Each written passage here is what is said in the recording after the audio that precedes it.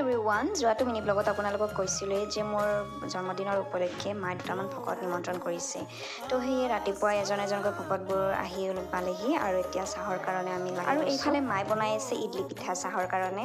যোনে ইডলি পিঠা খাই ভাল পায় আমাৰ ঘৰলৈ আহি যাব।